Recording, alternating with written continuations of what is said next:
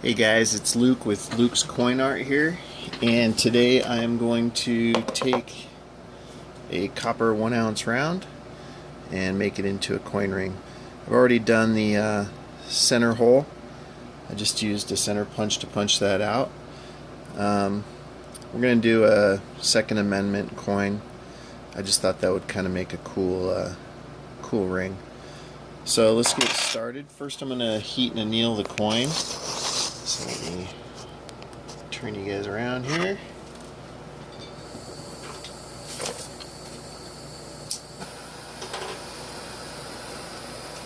It's best to heat and anneal the coin so that you get more flexibility out of the metal. So when you heat it, the copper is able to fold easier. If you don't heat and anneal, you're definitely going to get cracks and whatnot in your coins. So it's very important to do that. I heat for about, on a 1 ounce coin, takes almost a minute to heat and anneal. This will be a pretty quick one. I'm going to do a Swedish wrap technique with it. And there's not a lot of work that needs to be done to get this made. So let's get started. We are heated and annealed. Let's go to the press. I'm going to be using a 6-ton press, as I generally do most of the time. I'm going to use a 17-degree die. This one is from Coin Ring USA. You want to pick the side that you want to be the inside of the coin, and that'll be on top. In this case, I'm going to use the tail side. I want to get it in there nice and level, so that when you press down, you get a nice cone formation. I would normally use a starter cone, but I'm going to jump right to my smaller cone. Actually, I did a bigger hole, so I'm able to go to the second size up. So I'm going to start with that. Set it up here with a little spacer.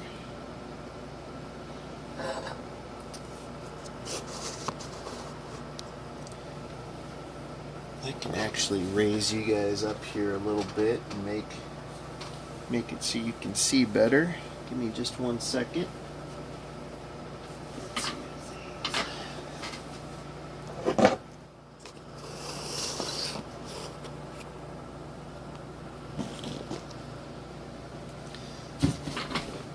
Alright. Just make sure you're still level and press it down.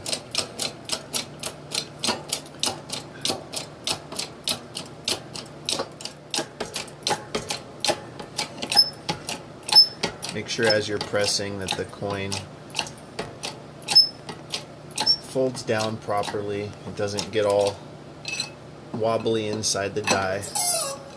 That way you make sure that you got a proper cone formation started.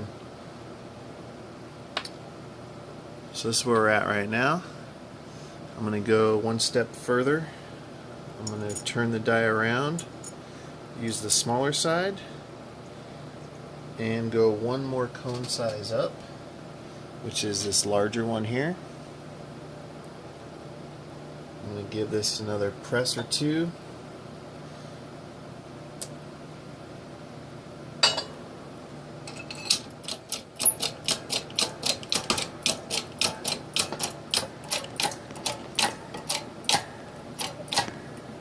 Alright.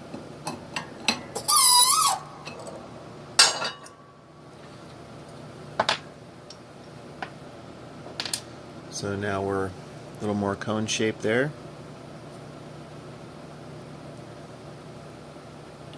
I'm going to go to the final step of the coning process and go to the larger metal size cone. I actually broke my other one, so I'm going to metal. I normally don't like to use the metal because there's metal on metal contact, hence the plumber's tape all over this one. I'm just going to go about 1 press down.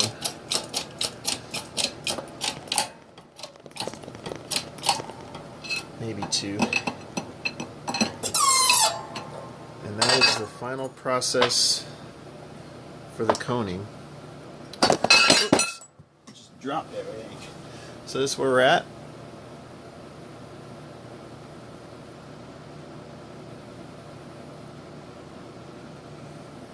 So now I am going to go to the stretcher real quick. Actually, I should heat and anneal one more time here. I'm just going to knock this thing out real quick, so we're going to speed through it. I'm going to just heat and anneal probably this one last time. Should probably do it more often, but we're going to try to go as quick as possible, and hopefully the metal stays warm enough to get us through it. Which generally with the Swedish die technique that I'm using, we tend to be okay.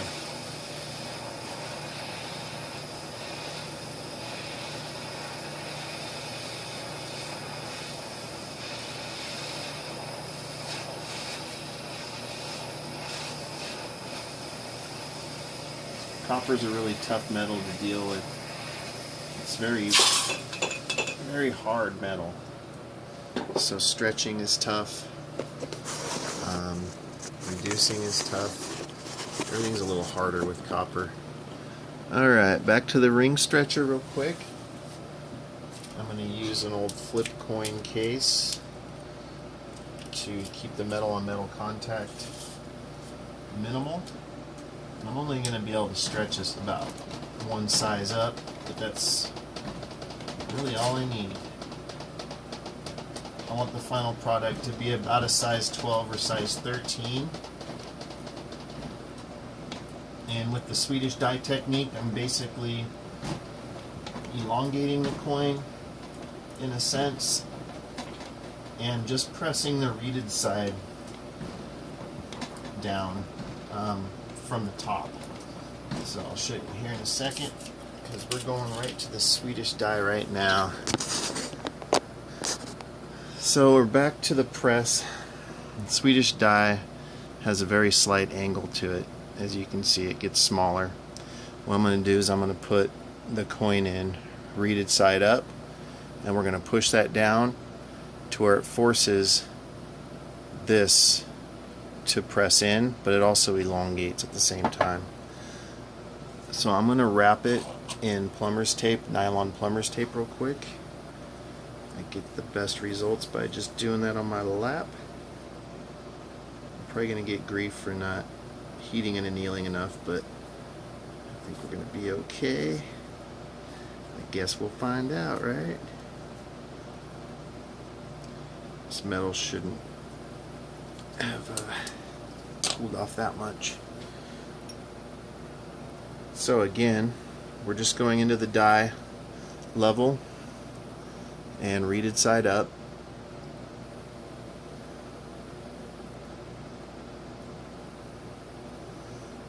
Okay, and then you want to grab your push die,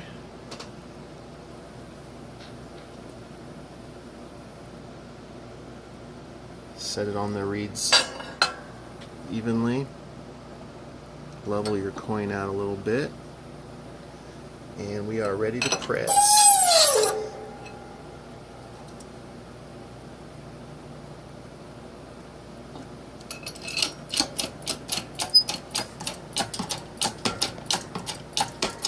Ooh, I'm off center here, big time.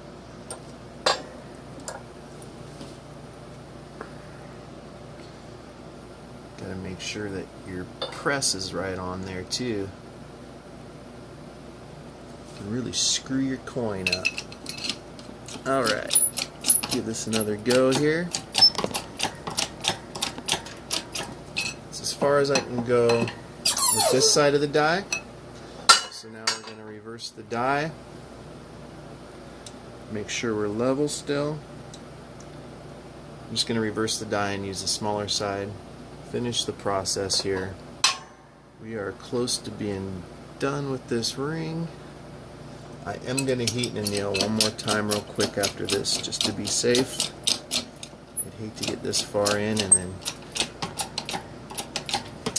have a ruined coin, so might as well spend the minute and get that done. So we're as far down as we can go in this die.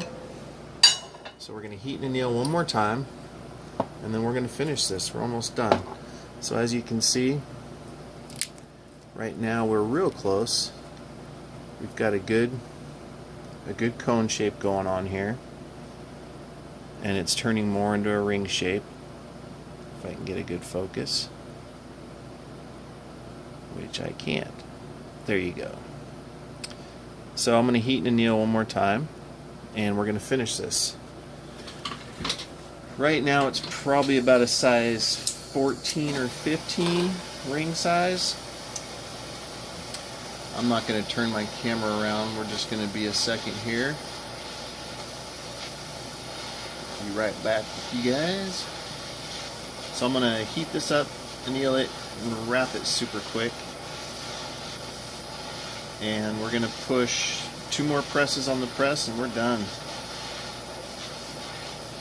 We've got about a minute and a half left of this thing.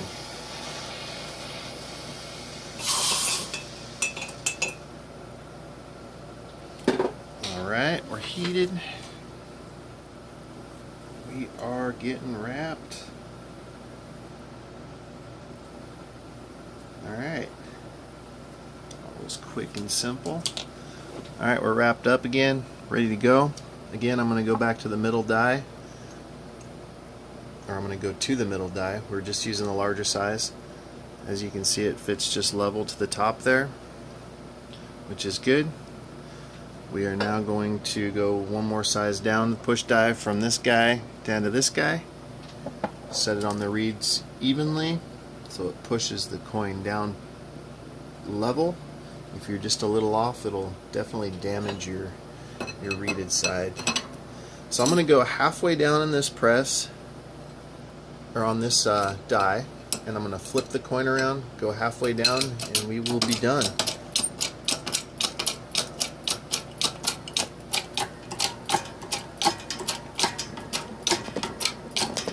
I'm going to go till it basically stops and won't let me go any further. That tells me that we're halfway down through this die, which is the size I'm going for. So now we're pretty close, but I'm going to flip it around, put it in here, and go exactly the same distance down as I just went with the reeded side. I'm going to flip it around and do the cut side now, and that will make this ring dead even. So this is the final step right here. Again, we're going to go down until it stops. I'm probably going to get a little problem getting this out of here just because I'm kind of forcing it down, but it just popped right out. So as you can see, we have a ring-shaped coin now. I wouldn't even call this a coin anymore. I would call this a ring. So take off the plumber's tape. We will have a perfectly ring-shaped copper ring at about a size 13, size 12.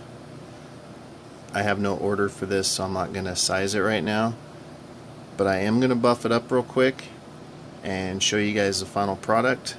So I'll put it on pause and I'll be right back, and then you'll be able to see better because I'll be able to focus. So this is the final product. The inside turned out really cool. Love that. Get a focus here, come on. So that looks really cool inside. So polished it up a little bit. I didn't give it too bright of a shine. I just wanted to show you guys the final product here. So let's take a look at the outside. Let's see if I can get some better lighting here. Second Amendment. The detail is not showing up very well. I should antique this guy. Dates.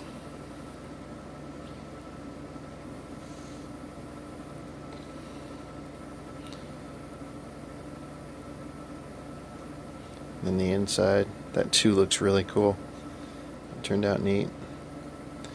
That's it, guys. I'm gonna do a little antiquing to this to give it more of a 3D look, but that's a coin ring in about 15 minutes. Thanks for checking it out, and please subscribe, guys. I'm going to be making some really cool stuff coming up, including some coin puzzles and whatnot. Thank you.